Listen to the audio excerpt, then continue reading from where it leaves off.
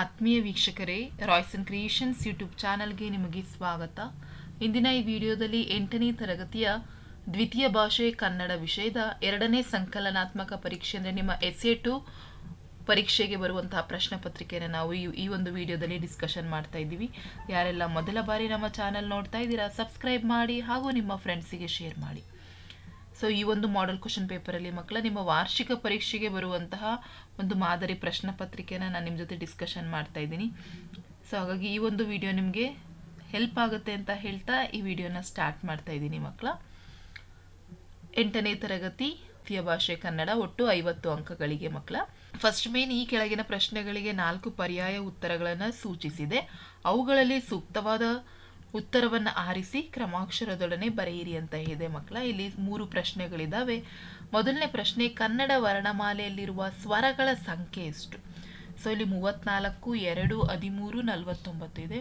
So Kannada ವರ್ಣಮಾಲೆಯಲ್ಲಿರುವ ಸ್ವರಗಳು 13, ಹಾಗಾಗಿ option C is the right answer. ಎರಡನೇ ಪ್ರಶ್ನೆ, ಸರಸ್ವತಿ ಪದವು ಈ ಒಂದು ವ್ಯಾಕರಣಾಂಶಕ್ಕೆ ಉದಾಹರಣೆಯಾಗಿದೆ. ಸ್ತ್ರೀಲಿಂಗ, ಪುಲ್ಲಿಂಗ, ನಪುಂಸಕಲಿಂಗ, ಸರ್ವನಾಮ. ಸೊ ಸರಸ್ವತಿ ಅನ್ನೋದು ನಪುಂಸಕಲಿಂಗಕ್ಕೆ ಬರ್ತದೆ. ಸೊ ಅದು ಹೆಸರು ಬಂದು ಸ್ತ್ರೀಲಿಂಗಕ್ಕೂ ಬರ್ತದೆ. ಸೊ ಹಾಗಾಗಿ ಅದು ಆಪ್ಷನ್ ಸಿ ನಪುಂಸಕಲಿಂಗ. ಮೂರನೇ ಪ್ರಶ್ನೆ, ಗುರುವನ್ನು ಇದು ಡ್ಯಾಶ್ ಸಂಧಿಗೆ ಉದಾಹರಣೆ. ಸೊ ಗುರು ಪ್ಲಸ್ ಅನ್ನು ಗುರುವನ್ನು, ಸೊ ಇದು ಆಗಮ ಸಂಧಿಗೆ ಉದಾಹರಣೆಯಾಗಿರೋ ಉತ್ತರ ಇದು option B is the right answer. Next second main, ಈ ಕೆಳಗಿನ ಪ್ರಶ್ನೆಗಳಿಗೆ ಒಂದು ವಾಕ್ಯಗಳಲ್ಲಿ ಉತ್ತರಿಸಿ. ಇಲ್ಲಿ 8 ಪ್ರಶ್ನೆಗಳಿದ್ದಾವೆ. 4ನೇ ಪ್ರಶ್ನೆ, ಸುಕ್ರಿಯರವರ ತಂದೆಯಲ್ಲಿದ್ದ ಜಾನಪದದ ಕಲೆಗಳು ಯಾವ್ಯಾವು? 5ನೇ ಪ್ರಶ್ನೆ, ಸುಕ್ರಿಯರವರಲ್ಲಿ ಕಾಣಬಂದ ವಿಶೇಷ ಗುಣಗಳು ಯಾವುವು? 6ನೇ ಪ್ರಶ್ನೆ, ಗಣೇಕಲ್ ಶಿವಯ್ಯನವರ ಸಂಗೀತ ಕೇಳಲು ಕಳ್ಳರು ಹೇಗೆ ಒಪ್ಪಿಕೊಂಡರು? 7ನೇ ಪ್ರಶ್ನೆ, ತಾರಾನಾಥರು ಆಶ್ರಮವನ್ನು ಏಕೆ ಕಟ್ಟಿದರು? 8ನೇ ಪ್ರಶ್ನೆ, ಮಳೆ ಬರುವಾಗ ಹಳ್ಳಿಯವರು ಏನು ಮಾಡುತ್ತಾರೆ? 9ನೇ ಪ್ರಶ್ನೆ, ಸೂರ್ಯಚಂದ್ರರು ಬಾಹುಬಲಿಗೆ ಏಕೆ ನಮಿಸಿದರು? 10ನೇ ಪ್ರಶ್ನೆ, ರೈತರಿಗೆ ಸುಖ ನಿದ್ದೆಗಳು ಯಾವಾಗ ಸಿಗುತ್ತವೆ? 11ನೇ ಪ್ರಶ್ನೆ, ನೊಂದ ಬಯಲುಗಳು ಬೆಂದ ಬೆಟ್ಟಗಳು ತಂಪಾಗುವುದು ಯಾವಾಗ? ಸೊ ಇದಿಷ್ಟು one word answers questions. Next third main, ಕೆಳಗಿನ ಪ್ರಶ್ನೆಗಳಿಗೆ 3 ಅಥವಾ 4 ವಾಕ್ಯಗಳಲ್ಲಿ ಉತ್ತರಿಸಿ. ಇಲ್ಲಿ 5 ಪ್ರಶ್ನೆಗಳು 2 ಅಂಕಕ್ಕೆ ಇರ್ತವೆ. ಸೊ ಇಲ್ಲಿ ಪ್ರತಿ ಪ್ರಶ್ನೆಗೆ 2 ಅಂಕ, ಒಟ್ಟು 10 ಅಂಕಗಳು. 12ನೇ ಪ್ರಶ್ನೆ, ವತ್ಸ ಮತ್ತು ಮಗಧ ರಾಜ್ಯದ ಜನರು ಗಂಗಾ ನದಿಯನ್ನ ತಾಯಿಯಂತೆ ಏಕೆ ಪೂಜಿಸುತ್ತಿದ್ದರು? 13ನೇ ಪ್ರಶ್ನೆ, ಶ್ರವಣ ಪಿತೃಭಕ್ತಿ ನಾಟಕದಲ್ಲಿನ ಯಾವ ಅಂಶ ಗಾಂಧೀಜಿಯವರ ಮೇಲೆ ಪ್ರಭಾವ ಬೀರಿತು? 14ನೇ ಪ್ರಶ್ನೆ, ಸಸಿಯೊಂದು ಮರವಾಗಿ ಬೆಳೆಯುವ ರೀತಿಯನ್ನ ಕವಿ ಹೇಗೆ ವರ್ಣಿಸಿದ್ದಾರೆ? 15ನೇ ಪ್ರಶ್ನೆ, ಬಾಲಕರ ಹಾಡು ಮತ್ತು ನಾಡು ಯಾವ ಸ್ವರೂಪದ್ದಾಗಿದೆ, ಏಕೆ? 16ನೇ ಪ್ರಶ್ನೆ, ಬಸವಣ್ಣನವರ ದೃಷ್ಟಿಯಲ್ಲಿ ನುಡಿ ಹೇಗಿರಬೇಕು? ನೆಕ್ಸ್ಟ್ ಫೋರ್ತ್ ಮೇನ್, ಕೆಳಗಿನ ಕೃತಿಕಾರರ ಕಾಲ, ಸ್ಥಳ, ಕೃತಿಗಳ ಮತ್ತು ಪ್ರಶಸ್ತಿಗಳನ್ನು ವಾಕ್ಯ ರೂಪದಲ್ಲಿ ಬರೆಯಿರಿ. ಸೊ ಇಲ್ಲಿ ಒಂದು ಪ್ರಶ್ನೆ ಇರ್ತದೆ, 2 ಅಂಕ. ಹಾಮ ನಾಯಕ್ ಅವರ ಬಗ್ಗೆ ಕೊಟ್ಟಿದ್ದಾರೆ, ಅದರ ಅವರ ಸ್ಥಳವನ್ನು ಅವರೆಲ್ಲಿ ಹುಟ್ಟಿದ್ದು, ಕೃತಿಗಳು ಮತ್ತು ಪ್ರಶಸ್ತಿಯನ್ನು ವಾಕ್ಯ ರೂಪದಲ್ಲಿ ಬರೀಬೇಕು. 5th ಮೇನ್, ಈ ಕೆಳಗಿನ ಪದ್ಯದ ಸಾರಾಂಶವನ್ನ ವಾಕ್ಯ ರೂಪದಲ್ಲಿ ಬರೆಯಿರಿ. ಆಚಾರಕರ ಸಾಗು ನೀತಿಗೆ ಪ್ರಭುವಾಗು, ಮಾತಿನಲ್ಲಿ ಚೂಡಾಮಣಿಯಾಗು, ನನ್ನ ಕಂದ ಜ್ಯೋತಿಯೇ ಆಗು ಜಗಕ್ಕೆಲ್ಲ. ಸೊ ಈ ಒಂದು ಪದ್ಯದ ಸಾರಾಂಶ ಈಸಿ ಆಗಿದೆ ಮಕ್ಕಳ, ಬರಿಬಹುದು. ಸೊ ಇದೊಂದು ಮಾಡೆಲ್ ಕ್ವಶನ್ ಪೇಪರ್ ಆಗಿರೋದ್ರಿಂದ ಪ್ರಾಕ್ಟೀಸ್ ಅನ್ನ ಮಾಡ್ಕೊಳ್ಳಿ. ಇದೇ ಪ್ರಶ್ನೆಗಳು ಬರ್ತಾವಲ್ಲ ಅಂತ ಎಷ್ಟೋ ಪ್ರಶ್ನೆಗಳು ರಿಪೀಟ್ ಆಗ್ತವೆ, ಹಾಗಾಗಿ ಚೆನ್ನಾಗಿ ಪ್ರಾಕ್ಟೀಸ್ ಮಾಡ್ಕೊಳ್ಳಿ. 6th ಮೇನ್, ಈ ಕೆಳಗಿನ ಗಾದೆಗಳಲ್ಲಿ ಒಂದನ್ನ ವಿಸ್ತರಿಸಿ ಬರೆಯಿರಿ. 19ನೇ ಪ್ರಶ್ನೆ, ಕೈ ಕೆಸರಾದರೆ ಬಾಯಿ ಮೊಸರು ಅಥವಾ ದೇಶ ಸುತ್ತಿ ನೋಡು, ಕೋಶ ಓದಿ ನೋಡು. ನೆಕ್ಸ್ಟ್ 7ನೇ ಮೇನ್, ಕೆಳಗಿನವುಗಳಿಗೆ ಸಂದರ್ಭದೊಡನೆ ವಿವರಿಸಿ. 20ನೇ ಪ್ರಶ್ನೆ, ನಾವು ನಿಜಕ್ಕೂ ಅದೃಷ್ಟ ಮಾಡಿರಬೇಕು. 21ನೇದು, ಸುಮ್ಮನೆ ದೂರಬೇಡಿ ಏನಾದರೂ ಮಾಡಿ. 22ನೇದು, ಬಣ್ಣ ಬಣ್ಣದ ಹಕ್ಕಿಗಳು ಉಲಿಯುತ್ತಿದ್ದವು. 23ನೇದು, ಗುಣಕ್ಕೆ ಕಾರಣ ಒಂದೇ. ಸೊ ಇದಿಷ್ಟು ಸಂದರ್ಭ ಸಹಿತ ಪ್ರಶ್ನೆಗಳು.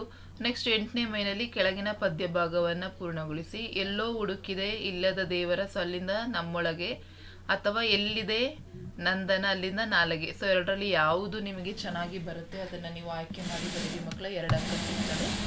ನೆಕ್ಸ್ಟ್ 9ನೇ ಮೇನಿಗೆ ಬಂದರೆ ಕೆಳಗಿನ ಗದ್ಯ ಭಾಗವನ್ನು ಓದಿಕೊಂಡು ಕೊಟ್ಟಿರುವ ಪ್ರಶ್ನೆಗಳಿಗೆ ಉತ್ತರವನ್ನು ಬರೀಬೇಕು. ಇಲ್ಲಿ 2 ಪ್ರಶ್ನೆಗಳಿರ್ತವೆ, ಪ್ರತಿ ಪ್ರಶ್ನೆಗೆ 2 ಅಂಕ ಸಿಗುತ್ತೆ. ಸೊ ಇಲ್ಲಿ ನೋಡಿ ಗದ್ಯ ಭಾಗವನ್ನು ಓದ್ಕೊಳ್ಳಿ. ಸೊ ಕೊಟ್ಟಿದ್ದಾರೆ ಅವರನ್ನೇ. 25ನೇ ಪ್ರಶ್ನೆ, ಪರಿಸರ ಸಂರಕ್ಷಣೆ ಇಂದಿನ ಅಗತ್ಯ, ಏಕೆ ವಿವರಿಸಿ. ಸೊ ಅದರ ಆನ್ಸರ್ಸ್ ಇಲ್ಲೇ ಇದೆ. ಮಾನವ ಪರಿಸರದ ಮೇಲೆ ಬಲಾತ್ಕಾರ ಮಾಡುತ್ತಿರುವುದರಿಂದಾಗಿರುವ ಪರಿಣಾಮಗಳು ಏನೇನು ಅಂತ ಕೇಳಿದ್ದಾರೆ. ಸೊ ಅದಕ್ಕೆ ಪರಿಣಾಮಗಳು ಇಲ್ಲಿದೆ ನೋಡಿ ಇಲ್ಲಿ. ಸೊ ಇದಕ್ಕೆ ಪ್ರತಿಯಾಗಿ ಪ್ರಕೃತಿ, ನೆರೆಹಾವಳಿ, ಭೂಕಂಪ, ಅತಿವೃಷ್ಟಿ, ಅನಾವೃಷ್ಟಿ, ಅಕಾಲ ವೃಷ್ಟಿ, ಚಂಡಮಾರುತ, ಸಾಂಕ್ರಾಮಿಕ ರೋಗಗಳ ಮೂಲಕ ಪ್ರತಿಭಟನೆಯನ್ನು ನಡೆಸಿದೆ. ಇದನ್ನ ಕುರಿತು ರಕ್ಷಣೆ. ಸೊ ಇದೆಲ್ಲ ಆಗ್ತಾ ಇದೆ ಯಾವುದರಿಂದ?